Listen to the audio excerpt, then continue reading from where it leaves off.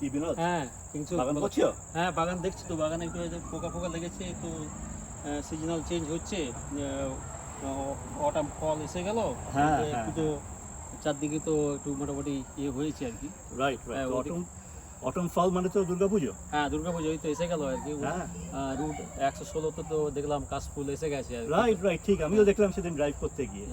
তো এবার তো রোড আইল্যান্ডে অক্টোবরের 12 আর 13 তারিখ আমাদের বাড়ির নিজেদের পুজো, প্রথমবার নিজেদের পুজো হচ্ছে। হ্যাঁ এটা তো খুবই এক্সাইটিং, খুবই এক্সাইটিং, মানে আমরা সবাই লুক ফরওয়ার্ড করছি।